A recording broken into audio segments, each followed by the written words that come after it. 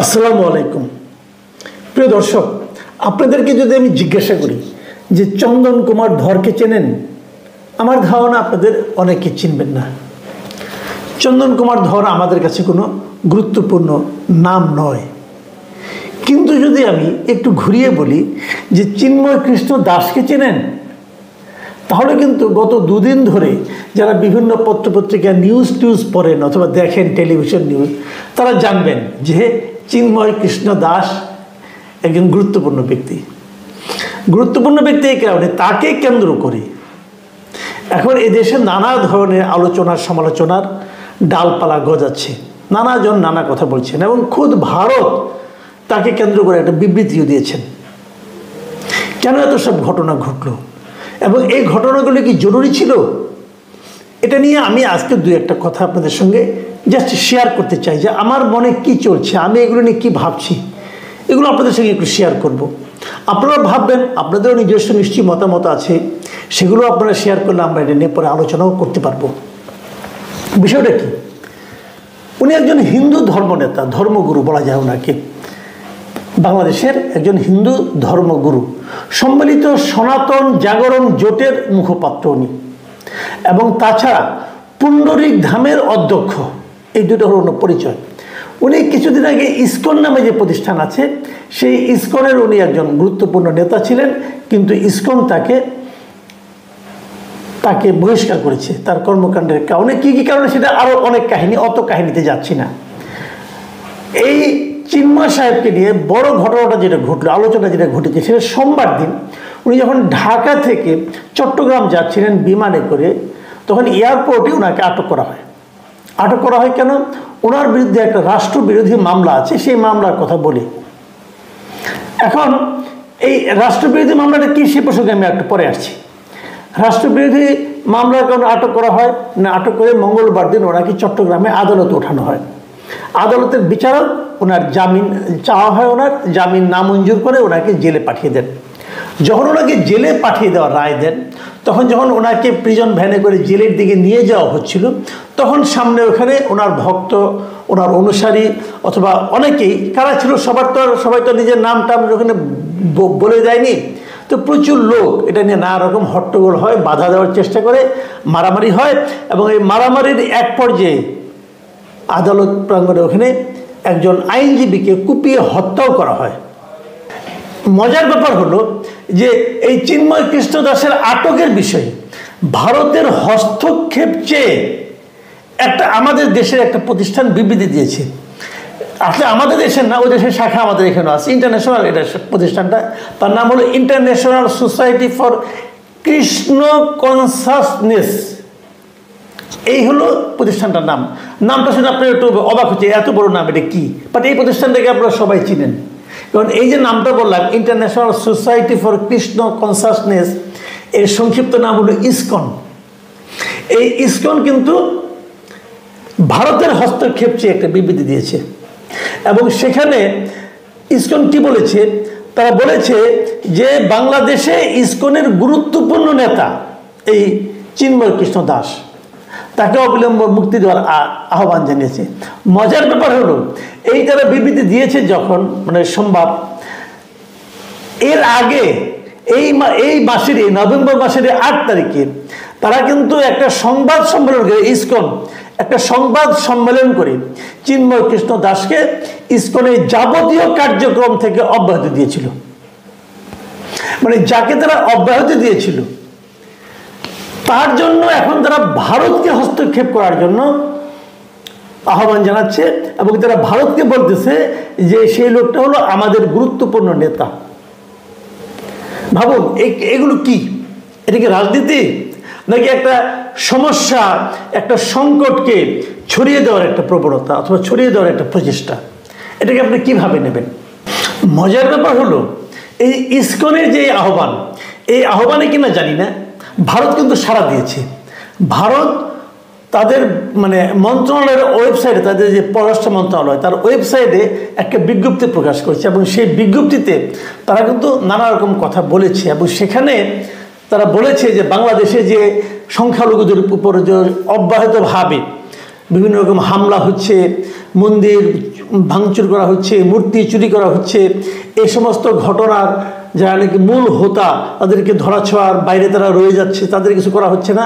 অথচ তারপরে তারা লিখেছে যে শান্তিপূর্ণ সমাবেশের মাধ্যমে ন্যায্য দাবি তুলে ধরা একজন ধর্মীয় নেতার বিরুদ্ধে অভিযোগ আনাটা দুর্ভাগ্যজনক, এটা তারা বলেছে। মানে এই ধরনের মানে একে যে মানে আটক করেছে চিন্ময় কৃষ্ণকে, এই জন্য তারা বিবৃতিটা দিয়েছে।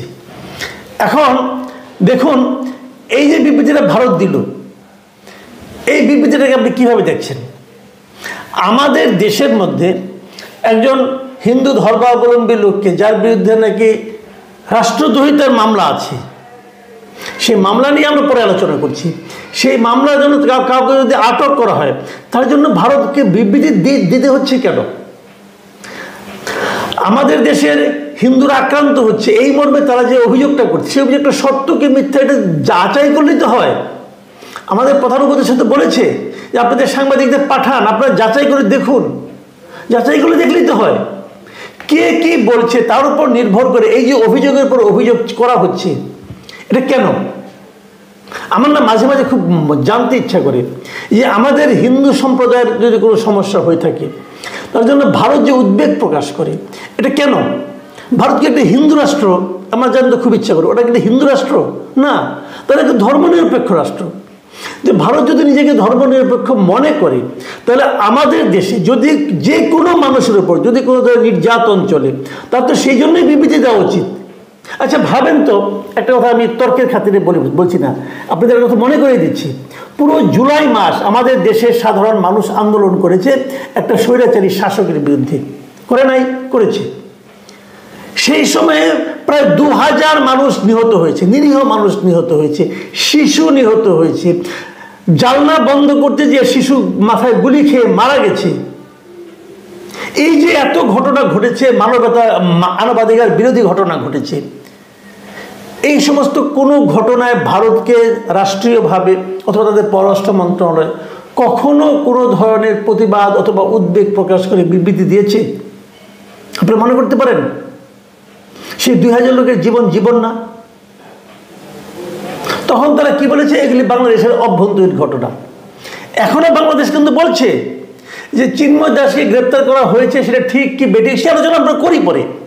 কিন্তু এই গ্রেপ্তারের কারণেই ভারত যদি উদ্বিগ্ন হতে থাকে, এত বড় একটা রাষ্ট্রের, একটা ধর্মনিরপেক্ষ রাষ্ট্রের জন্য এটা মানায়? ইসকন তাকে রিকোয়েস্ট করলো আর তারা পাঠানো শুরু করলো, এটা কি মানায় রে ভাই? আরেকটা জিনিস, এই তাকে মানে আপনার জামিন দেওয়া হলো কি হলো না এটা নিয়ে মারামারি হয়ে একজন আইনজীবী মারা গেলেন, সেটা নিয়ে কিন্তু কারো কোনো মাথা ব্যথা নাই। এবং এটাও দেখা গেছে এই আইনজীবী যে অলরেডি 30 জনকে গ্রেপ্তার করা হয়েছে, জানা যাচ্ছে এর মধ্যে নাকি 2 জন ছাত্রলীগের লোকজন আছে। এটা কেন কিভাবে হয়েছে এটা আমি আগেই কোনো মন্তব্য করতে চাচ্ছি না, কিন্তু একটা জিনিস বুঝতে আমি সবসময় বলি, যখন একটা অঘটন ঘটে না দেখবেন যে লাভ হয় কার, ক্ষতি হয় কার? এই চিন্ময় দাসের এই ঘটনায়, গ্রেপ্তারের ঘটনায় ক্ষতি হয়েছে কার? ভাবমূর্তি ক্ষুণ্ণ হলে কার হয়েছে? আমাদের এই সরকারের হয়েছে। এই সরকারের ক্ষতি হলে কার লাভ হয়? মাথায় নিন, আপনারা বোঝার চেষ্টা করুন একবার। তো সেগুলো তো ভালো কোনো কাজ না রে ভাই। আমি আরেকটা কথা বলি, যে মামলায় তাকে অ্যারেস্ট করা হয়েছে সেই মামলাটা কি ছিল বলেন তো? সে 5ই আগস্টের ঘটনার পরে, এই ছাত্র গণঅভ্যুত্থানের পরে এই ছাত্র জনতারা চট্টগ্রাম নগরের নিউ মার্কেট মোড়ের 0 পয়েন্টের স্তম্ভের উপর একটা জাতীয় পতাকা টাঙিয়ে দেয়। 25শে অক্টোবর বাংলাদেশ সনাতন জাগরণ মঞ্চের উদ্যোগে লাল দিঘিতে যে সমাবেশ হয়, সেই সমাবেশে অনেক মানুষ যোগ দেয় এবং সেখানে বলা হচ্ছে যে ওই পতাকার উপর নাকি ইসকনের গেরুয়া রঙের একটা পতাকা উত্তোলন করা হয়। কি হয়েছে, কিভাবে হয়েছে, ওটার উপরে হয়েছে না কিভাবে, সেটা আমি দেখিনি, আমি জানিও না ঘটনাটা কিভাবে ঘটেছে। এবং এই ঘটনাটাকে রাষ্ট্রদ্রোহিতা হিসেবে বিবেচনা করে তারা এই লোকের বিরুদ্ধে মামলা করছে। এই পতাকা কি সে লোক উঠিয়েছে? অথবা লালদিঘির ময়দানে কি এই ভদ্রলোক এই মানে চিন্ময় সাহেব কি বলেছিলেন যে ওই জাতীয় পতাকার উপরে একটা গেরুয়া পতাকা লাগিয়ে দিন? বলেছিল? নিশ্চয়ই বলেনি, কেউ প্রমাণ করতে পারবে না বলেনি। যদি না বলে থাকে তাহলে ওনার নামে মামলা হলো, ওনাকেই গ্রেপ্তার করতে হলো কেন? এই মামলাটা যিনি করেছিলেন তিনি কিন্তু একসময়, তার নাম ফিরোজ খান, তিনি বিএনপি করতেন। এই মামলা করার জন্য বিএনপি তাকে বহিষ্কার করে দেয়।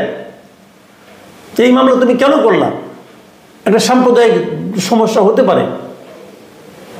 সেই মামলায় চিন্ময় দাসকে এখন গ্রেপ্তার করার প্রয়োজনটা কোথায় ছিল, এটা তো আমি বুঝতে পারি না। 31 অক্টোবরে মামলা হয়েছে, সেই মামলার জন্য এতদিন পরে এসে তাকে গ্রেপ্তার করতে হবে কেন? হওয়াতে কি লাভ আমাদের? কে গ্রেপ্তার করার আদেশটা দিল এবং এতে কি লাভটা হলো? আমি মনে করি এই সমস্ত বিষয় খতিয়ে দেখা প্রয়োজন আছে। আমরা অনেক সময় বলি কিন্তু ঘোলা পানিতে মাছ শিকার করি। পানিটা কে ঘোলা করছে, কে মাছ শিকার করতে চায়, এর সুদূর প্রসারী প্রভাবটা কোন পর্যন্ত যেতে পারে কেউ কি ভেবেছেন একবার? যারা সরকারে আছেন তারা বড় বড় কথাবার্তা বলেন, কিন্তু কথা বলার লোকের কোনো অভাব নেই। বিশেষ করে যে সমস্ত ছাত্র নেতারা আছেন গভর্নমেন্টে, তাদের যে সমস্ত রিয়াকশন আমি দেখছি, এই রিয়াকশনগুলি আমাকে আনন্দিত করছে না। আমি দেখেছি এর আগে একটা পত্রিকায় যে আমাদের তথ্য উপদেষ্টা নাহিদ ইসলাম উনি একটা মন্তব্য করেছেন। উনি বলেছেন যে চিন্ময় বাংলাদেশের সাম্প্রদায়িক বিভাজন তৈরির লক্ষ্যে বিভিন্ন সমাবেশে মিথ্যা ও উস্কানিমূলক বক্তব্য দিয়েছেন। আসলে কি তাই?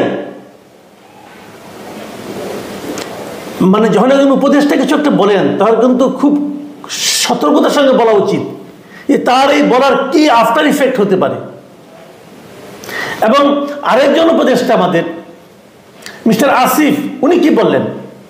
উনি গত মঙ্গলবার রংপুরে এক অনুষ্ঠানে বলেছেন যে বাংলাদেশের সার্বভৌমত্ব স্বাধীনতার উপর যদি কোনো প্রকার হস্তক্ষেপ ও আঘাত আসে এবং রাষ্ট্রের প্রতি অবমাননা হয়, রাষ্ট্রদ্রোহের মতো ঘটনা ঘটে, সেক্ষেত্রে সরকার অবশ্যই কঠোর ব্যবস্থা নেবে।